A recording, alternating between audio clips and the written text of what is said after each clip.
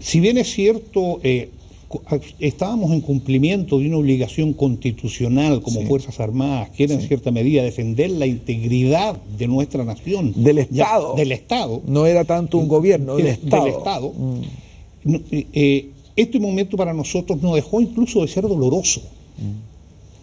En primer lugar, porque uno de los grandes orgullos que como Fuerzas Armadas sentíamos todos era ser una Fuerza Armada subordinada al poder político.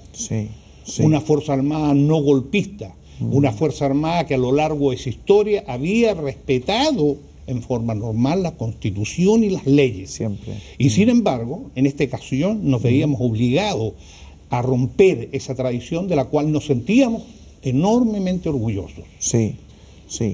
Y dentro de las filas de la Fuerza Armada se percibía esta misma división, había un titubeo con respecto a lo que se tenía que hacer.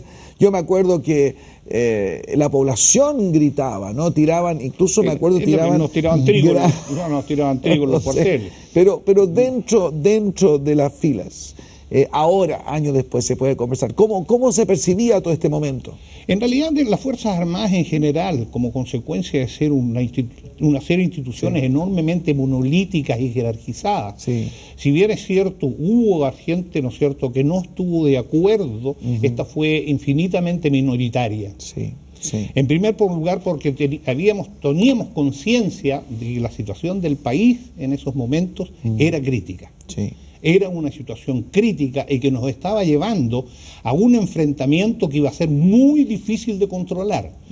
Incluso más difícil de controlar si es que se lograba que las propias Fuerzas Armadas se fraccionaran, que era uno de los riesgos que en ese momento se estaba corriendo.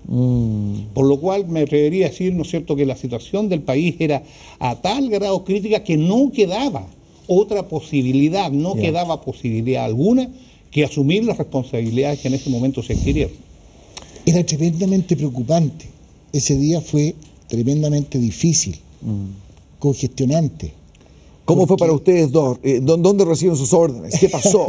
¿Cómo? En realidad, esto viene a ser medio complejo, ¿no? ¿Ya? Coincidencia del destino. Estábamos en la misma unidad. No me digas. Recibimos las mismas misiones. Nos trasladamos a donde teníamos que trasladarnos y participamos en lo que teníamos que participar. Se les apretó el estómago, sabían que algo muy grande iba a suceder, que iba a venir el quiebre de la institucionalidad. Estábamos conscientes, ¿no es cierto?, que este quiebre institucional, dimensionaron, ¿no es cierto?, era una dimensión realmente de mucha trascendencia. Es más, había a su vez quienes, si hacemos recuerdo de cómo era la época esa, acordémonos que existían los mencionados cordones industriales, ¿no es cierto? Se suponía que existían milicias armadas dispersas a lo largo de todo el territorio nacional, habían sido encontrados mucho armamento que estaba en manos, ¿no es cierto?, de poblaciones, por lo cual suponíamos, ¿no es cierto?, de que esto iba a ser un enfrentamiento realmente duro y difícil. Incluso, ¿no es cierto?, iba a costar muchas vidas. Hay un número muy concreto que el gobierno lo manifestó en muchas oportunidades por la prensa. Él hablaba de 500.000 personas que se iban a levantar y se iban a oponer a cualquier tipo de acción militar. Entonces, para nosotros, siendo oficiales subalternos, salir a la calle en donde íbamos a encontrar a 500.000 personas que iban a estar en contra y que nosotros íbamos a tener que combatir con ellos, era una situación muy congestionante, muy compleja. ¿Y tenían ustedes alguna idea de que habría un desenlace como el que hubo, o es que se sentía de que podría esto terminar en guerra civil prolongada? ¿Tenían alguna certeza? ¿El militar sabía que iban a lograr sus objetivos o había verdadera duda y temor al respecto? Yo me atrevería a decir que por el entrenamiento, por la capacidad bélica que las propias Fuerzas Armadas tienen, es difícil que unidades de tipo guerrillera o subversivas pudiesen habérsele opuesto en forma importante. Pero no hay que olvidar que este tipo de acciones, como eran este tipo de desarrollos de unidades subversivas, en cierta medida, como era ocultada por el gobierno, no se sabía realmente su real magnitud. se desconocía. Se sabía, ¿no es cierto?, que existían estos cordones industriales, porque el propio presidente de la República lo había dicho en contadas oportunidades. Se sabía, ¿no es cierto?, de que existía la posibilidad cierta de que se encontrara con resistencia importante en distintos lugares. Y eso, ¿no es cierto?, producía una inquietud muy grande en primer lugar. Eso mismo posiblemente haya hecho que las reacciones de los institutos armados hubiesen sido, o parecieran hoy en día, más violentas que lo que realmente eran necesarias. Porque, ¿no es cierto?, siempre teníamos delante de nuestras posibilidades encontrarnos con un enemigo mucho más poderoso que el que realmente nos encontramos. Porque eso que se ha debatido, se ha hablado de una guerra interna, o algunos dicen, no, ninguna forma puede ser llamado es una guerra. No había mucha posibilidad de eso. Efectivamente, esto fue un atentado contra los chilenos. ¿Cómo responderían ustedes ante eso? Pero padre, hemos visto en los últimos tiempos, con la conmemoración de los 30 años, hace 5 años, y durante este año, hemos visto programas de televisión bastante ilustrativos al respecto. En donde un miembro del GAP decía que estaba en el Ministerio de Obras Públicas, en el piso 10, y se movía desde una ventana a otra ventana, y que de ahí podía disparar, y que iba dando de baja militares en la medida que iban pasando, como disparar al blanco, como tirar a los patitos. Efectivamente, bastante gente nuestra cayó. Fue un momento peligroso entonces, ustedes lo enfrentaron, sintieron que estaban cumpliendo con su deber. ¿Y cómo se sintieron ante la inevitable tragedia de tener que enfrentar a chilenos mismos con su entrenamiento de la Escuela de las Américas, etcétera, ya como el enemigo? ¿Cómo uno psicológicamente enfrenta a sus propios compatriotas, dándole, por ejemplo, que se les entrenó de que tenían que meterles miedo al corazón del enemigo, deshabilitarlo rápidamente, ¿no? Esas son técnicas de guerra que tienen que aplicarse en este tipo de batallas contra subversivos, ¿no es cierto? Ahora, sabiendo que eran chilenos, ¿cómo vivieron eso los militares?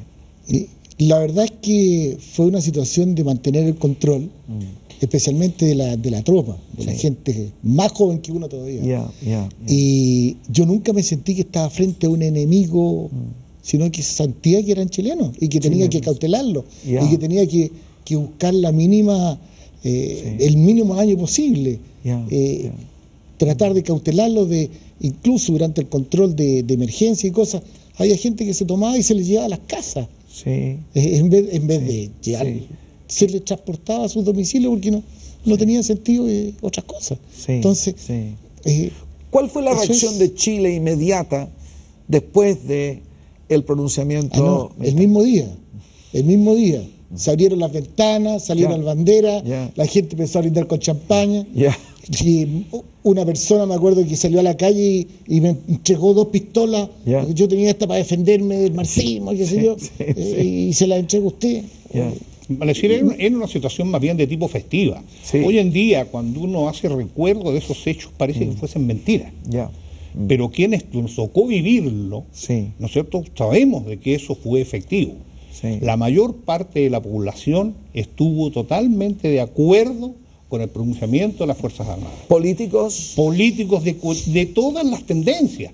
Hay grabaciones, ¿no es cierto?, donde sale el señor Elwin, ¿no es cierto?, debemos recordarnos la famosa carta de Eduardo Frei, Antonio Rumores, ¿no es cierto?, y montones de otras demostraciones de las cuales hay constancia escrita, hay constancia grabada, filmada. ¿No es cierto?, que los movimientos políticos de todo tipo, salvo los de corte marxista, estuvieron totalmente de acuerdo con la actitud adoptada por las Fuerzas Armadas. Incluso es más, yo me atrevería a decir que bajo el punto de vista político hubo un apoyo generalizado hacia el gobierno militar, me atrevería a decir que los 7 hasta 10 primeros años, posiblemente. Posteriormente, ¿no es cierto?, esta situación empieza a cambiar. A su pregunta, digamos, cuando dice qué pasó inmediatamente después del 11, les recuerdo, para nosotros parece muy natural, digamos, porque lo vivimos, pero hubo una campaña en la cual la gente entregó sus argollas de matrimonio para la reconstrucción nacional. Entregó joyas para la reconstrucción nacional, porque el país está en un déficit atroz. El mismo presidente Allende había dicho y ahí manifestó de que en Chile quedaba pan para 3 días.